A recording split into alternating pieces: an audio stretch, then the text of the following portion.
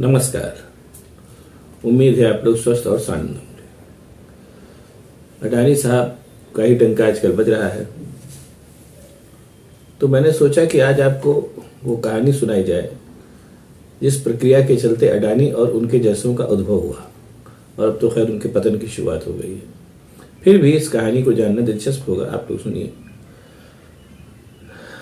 और ये कहानी इस हद तक दिलचस्प हो गई है, ये जाहिर सी बात है कि अडानी साहब के साथ साथ मोदी जी का नाम अनिवार्य रूप से लिया जाता है, और इस चीज़ को लेकर के अपने प्रधानमंत्री और उनके सलाहकार इस कदर घबरा गए हैं कि संसद में जहाँ जहाँ इस चीज़ का उल्लेख हो रहा है उसको भी हटवा रहे हैं संसद से। हालांकि उनको कौन बताए कि अब आजकल के जो युग चल रहा है उसमें कोई भी चीज़ इतने मंचों से बोली जा रही है कि उसको सदन से हटवाने का कोई तुक नहीं है। इधर आपने सदन से हटवाया, उधर पता चला कि कांग्रेस या और जितने आपके विरोधी हैं उनके स्पोक्स पर्सन उन्होंने उन सारी चीज़ों को मीडिया पे आकर के फिर से बोल दिया। तो बहरहाल ये हिंदुस्तान है, यहाँ लीक पीटने की पुरानी परंपरा रही है, तो यह है कि भाई संसद से हटवा दीजिए तो वो चीज़ ख़त्म हो जाएगी। ऐसा नहीं है, वो चीज़ तमाम मंचों से प्रकट होकर के सामने आएगी और आ भी रही है। बहरहाल अब एक व्यवस्था है, उस व्यवस्था का जो जैसे उसका पालन करना चाहे। हाँ, तो आप सुनिए अडानी और उनके जैसों की दास्तान।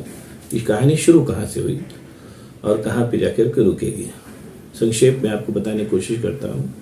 अगर आप इस वीडियो को देखिएगा तो फिर पूरा देखिएगा, आपको मज़ा आएगा। अब इसमें भी हालांकि जवाहरलाल नेहरू ख़ासतौर से हमारे जो प्रधानमंत्री हैं और उनके जो दल के लोग हैं उनके निशाने पर रहते हैं, लेकिन अब क्या किया जाए कि हर चीज़ की शुरुआत चूँकि वहीं से हुई है स्वतंत्र भारत में, इसलिए न चाहते हुए भी उनका नाम लेना पड़ता है। तो हुआ ये कि जब भारत आज़ाद हुआ और जवाहरलाल नेहरू पहले प्रधानमंत्री बने, तो उन्होंने उस समय के जो भी इंडस्ट्रीज थे, हालांकि वो थोड़े से थे और वो बहुत ज़्यादा समर्थ भी नहीं थे, टाटा बिरला भी उतने समर्थ नहीं थे जितना अब हो गए। बहरहाल जो भी थे उनसे नेहरू जी ने कहा कि आप स्वतंत्र भारत के निर्माण में हमारी मदद कीजिए। अब जाहिर सी बात है उन लोगों की भी कोई बहुत ज़्यादा उस समय तो हैसियत ठीक नहीं थी, तो उन लोगों ने कहा कि साहब वैसे हम थोड़ी बहुत आपकी मदद कर देंगे, लेकिन भारत के निर्माण से के वृहद कार्य में हमारी क्षमताएं बहुत सीमित हैं, हम कुछ खास नहीं कर पाएंगे। बहरहाल वो लोग भले लोग थे, उन्होंने साफ साफ बता दिया, और इसमें भी कोई शक नहीं कि जितनी उनकी हैसियत और क्षमता थी उतनी मदद की भी उन्होंने। तो अब जाहिर सी बात है कि जवाहरलाल नेहरू को तो भारत को फिर से बनाना ही था, उसका निर्माण करना ही था, पहले प्रधानमंत्री थे। तो उन्होंने फिर उस जमाने में एक अर्थशास्त्री हुआ करते थे महलानोबिस, पीसी महलानोबिस, उनको उन्होंने कहा कि भाई तुम भारत के लिए कुछ बनाओ कि कैसे ये देश उन्नति करे। तो महलानोबिस साहब ने एक प्लान बनाया, महलानोबिस प्लान के नाम से उसको जाना जाता है, आप लोग भी गूगल करके उसको देख सकते हैं अगर चाहे। तो नटशेल में उन्होंने ये प्लान बनाया कि भारत जो है वो वैश्विक संस्थाओं से कर्ज लेगा और उससे इंफ्रास्ट्रक्चर बनाएगा, जैसे नहरें हैं, बांध है और इस्पात के कारखाने हैं, और उनसे जो चीज़ें बनेंगी उससे यहाँ के इंडस्ट्रियलिस्ट छोटे छोटे कारखाने या जो भी उनकी हैसियत है उससे कारखाने लगा करके कुछ सामान भारत के बाजार बेचेंगे और कुछ बाहर बेचेंगे। उससे फ़ायदा होगा, जो विदेशी मुद्रा आएगी उससे वैश्विक बैंकों का कर्जा भी भरा जाएगा और भारत में भी कुछ उसका लाभ होगा, और इस तरीके से गाड़ी चल निकलेगी, भारत का चहुमुखी विकास होगा। ऐसा महलानोबिस साहब ने प्लान बनाया। उसी के तहत वैश्विक बैंकों से कर्ज लेकर नेहरू जी ने तमाम चीज़ें बनाई, बांध बनाए, स्टील के कारखाने बनाए, ये सब हुआ, जिसको बाद में सार्वजनिक क्षेत्र के उद्योगों का नाम दिया गया। और आजकल ज़माना बदल गया है, लेकिन भारत की आज़ादी में और भारत की उन्नति में शुरुआती दौर में और अभी भी सार्वजनिक क्षेत्रों का बहुत बड़ा योगदान है, इससे नकारना नहीं चाहिए। अभी भी जो प्राइवेट संस्थाएं हैं वो सार्वजनिक संस्थाओं जैसी अच्छे सामान नहीं बना पाती। इनफैक्ट बहरहाल ये सिलसिला चल निकला, लेकिन जैसी कि उम्मीद थी कि यहाँ के जो इंडस्ट्रीज थे वो बहुत ज़्यादा सफल नहीं रहे और वैश्विक बैंकों का कर्जा हिंदुस्तान में बढ़ता चला गया। दिन बहुरे दिन बदले और एक राष्ट्र के रूप में भारत पे कई विपत्तियां आई। भारत पाकिस्तान शुरुआती लड़ाई हुई, उसके बाद चीन के साथ लड़ाई हुई, पाकिस्तान के साथ 71 में लड़ाई हुई। तो भारत के ऊपर जो था वो कर्जा लगातार बढ़ता ही गया, और बाद पे उसके बाद फिर अनाज का भी संकट पैदा हुआ। तो जब अनाज का संकट पैदा हुआ तो फिर भारत की जो नीतियां थी उसमें थोड़ा सा परिवर्तन इंदिरा गांधी लेकर के आई, और उन्होंने बहुत ज़्यादा जोर जो था वो भारत की जो व्यक्तियों से संबंधित समस्याएं थी उन पर ज़्यादा जोर दिया। बैंकों को नेशनलाइजेशन किया, जिससे बाजार में पूंजी का प्रवाह आया और हरित क्रांति की, दूध क्रांति की और परमाणु बम का विस्फोट किया ताकि चीन 62 जैसा हमला फिर न कर सके। ये सब किया उन्होंने। सिक्किम और भूटान को मिलाया हिंदुस्तान में, सिक्किम को 2 राष्ट्र का हिस्सा ही बना दिया, भूटान को प्रोटेक्टेड स्टेट बनाया, ये सब किया उन्होंने। इस सब पूरी प्रोसेस में जो इंडस्ट्रियल ग्रोथ और डेवलपमेंट की चीज थी वो थोड़ा सा बैकग्राउंड में है। और अब जाहिर सी बात है ये सब तो हुआ, लेकिन अब वैश्विक बैंकों का कर्जा तो बढ़ता ही गया।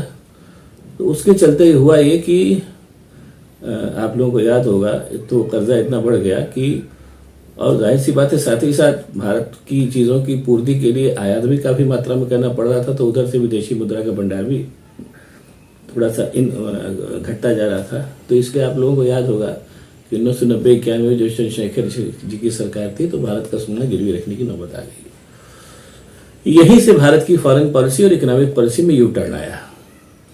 नरसिंह राव समझ गए कि अब हमारे देश के जो इंडस्ट्रियलिस्ट हैं या इनके सबके बस का नहीं है, तो उन्होंने अच्छा इसके समानांतर एक प्रक्रिया और हुई।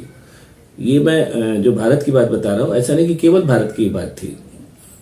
सेकेंड वर्ल्ड वॉर के बाद जब विश्व के बहुत से देश आज़ाद हुए, इनमें जो पिछड़े देश थे जिनको विकासशील देश बोला जाता था, उन सब ने लगभग अपने विकास की यही पैटर्न अपनाया और वो सारे के सारे जो थे वो उन्होंने वर्ल्ड बैंक से जितना कर्जा लिया उसके अनुरूप वो अपने प्रगति नहीं कर पाए। तो अब इसके बाद फिर ये हुआ। और हाँ, एक चीज़ और की उन लोगों ने की, साथ ही साथ अपने मार्केट को उन्होंने वैश्विक बाजार के लिए ओपन नहीं किया, जो तो थर्ड वर्ल्ड कंट्रीज थे, ताकि उनमें जो कुछ भी वो बनावे उसकी खपत अपने ही बाजार में कर सके। तो जाहिर सी बात है इससे जो दुनिया के और देश थे, यूरोप के और अमेरिका के यार जो संपन्न देश थे, उन्होंने कहा कि भाई ये तो गलत बात है, आप कर्जा हमसे ले रहे हो, अपना मार्केट हमें नहीं दे रहे हैं। ये भी एक दबाव पड़ने लगा। उसी के आसपास फिर आप लोगों को याद होगा कि उसी समय ये जिसको हम लोग मुक्त व्यापार की व्यवस्था कहते हैं, उसके लिए फिर एक व्यवस्था शुरू की गई और उरुग्वे में बैठ करके बातचीत हुई तमाम विकसित देशों में और विकासशील देशों में। सारे देशों के लोग वहाँ बैठे और ये हुआ कि मुक्त व्यापार किया जाएगा, कोई भी देश अपने यहाँ के मार्केट को किसी भी देश के लिए बंद नहीं करेगा।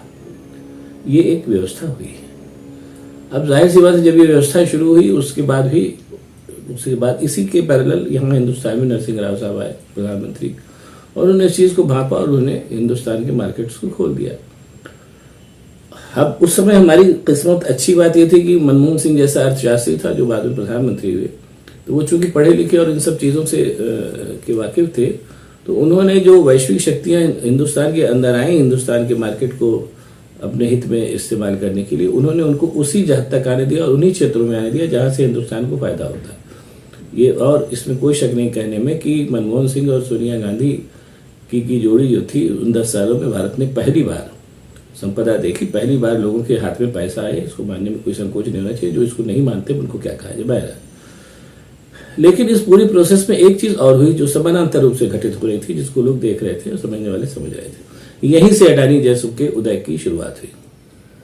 उस वैश्विक प्रतिस्पर्धा में ये कन्फर्म हो गया कि अब यहाँ के जो इंडस्ट्रियलिस्ट हैं, एक दो को छोड़ दीजिए, टाटा बिरला तरीकों को, तो यहाँ के जो क्या नाम है, जो इंडस्ट्रियलिस्ट थे जिनमें अडानी और उनके जैसे और तमाम थे, जिनका नाम जैसे जैसे वो उठाएंगे वैसे वैसे उनका नाम सामने आएगा। यहाँ लेना भी नाम ठीक नहीं है। मैं चाहता हूँ कि जब वो उठाएं तभी उनका नाम लोग जाने। जैसे आपके एक अग्रवाल साहब हैं वेदांता के, और क्या नाम है, और भी तमाम है, आप लोग जानते होंगे। नहीं जानेंगे तो सीरियस चीज़ सामने है, क्योंकि अब अडानी का ढहना कोई घटना नहीं है, एक फिनोमेनन है। अभी अडानी जैसे बहुत सामने आएंगे, वो कैसे, यही मैं आपको बता रहा हूँ। तो इस प्रोसेस में मनमोहन सिंह के कार्यकाल के अंत तक या उनके ज़माने में ही यहाँ के तमाम इंडस्ट्रीज से जान गए, अपवाद को छोड़ दीजिए, कि अब हम वैश्विक प्रतिस्पर्धा में नहीं टिक पाएंगे। वहीं से एक दूसरी प्रक्रिया शुरू हुई।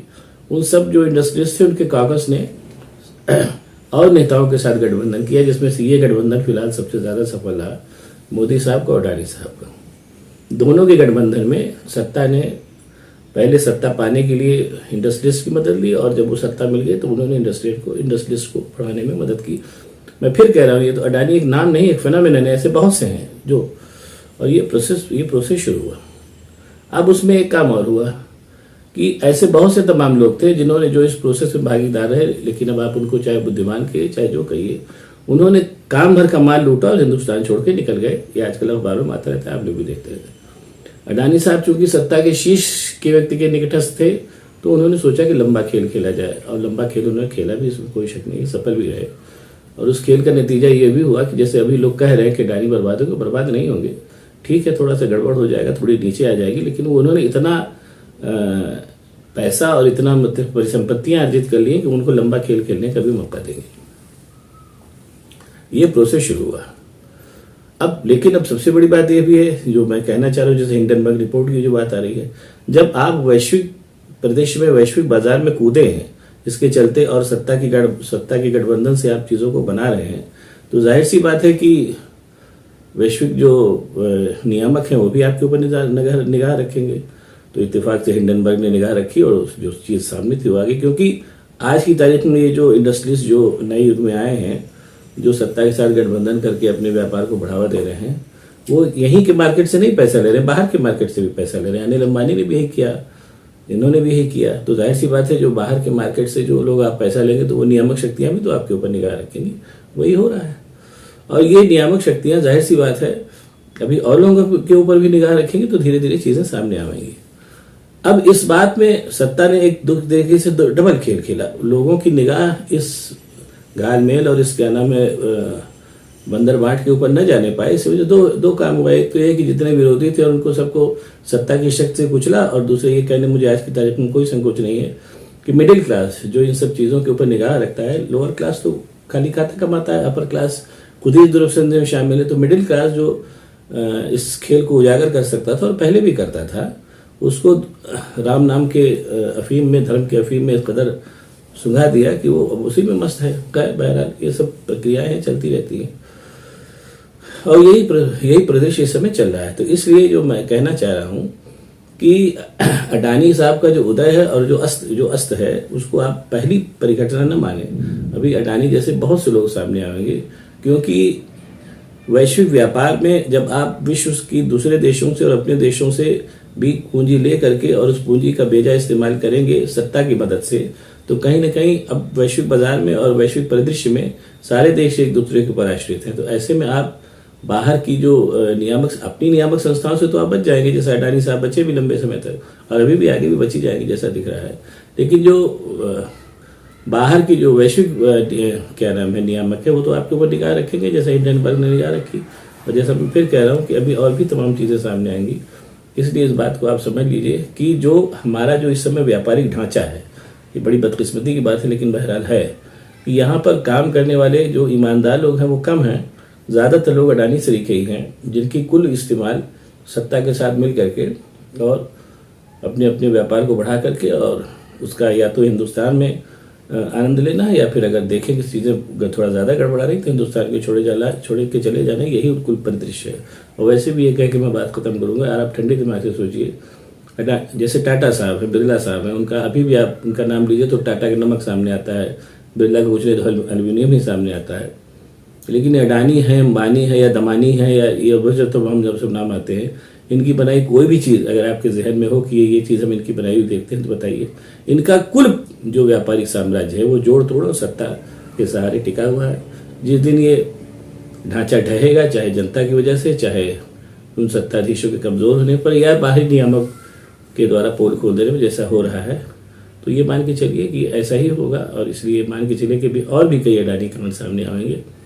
हिंदुस्तान का जो होना होगा तो होगा ही होगा। हाँ, एक चीज और कह के मैं बात कहूंगा, ये पूरा परिदृश्य जो है कहीं ना कहीं आपको ये भी बताएगा कि वैश्विक जो नियामक संस्थाएं, जो वैश्विक जो ऐसी संस्थाएं जो भारत में पैसा लगाती हैं, उनका भी जो है पूरा जो मानसिकता वो बदल जाएगी, जिसका खामियाजा कहीं ना कहीं भविष्य में भारत को भोगना पड़ेगा। और विश्व गुरु की जो छवि हमारी लोग बनाना चाहते हैं, उस छवि का क्या होगा, ये तो बहरहाल जो लोग बनाना चाहते हैं उन्हीं से पूछना बेहतर रहेगा। अगर आप लोगों को ये वीडियो पसंद आया हो तो इसको लाइक करिए, शेयर करिए, मेरे जो चैनल है उसको शेयर और सब्सक्राइब करिए, ताकि मैं आपको अभी ऐसी बातें बताता रह सकूं। इस समय जो हो रहा है वो ये मान के चलिए कि उसकी सबकी नींव बहुत पहले पड़ी है, और मैं धीरे धीरे आपको बताऊंगा। तब तक के लिए नमस्कार, बहुत बहुत धन्यवाद।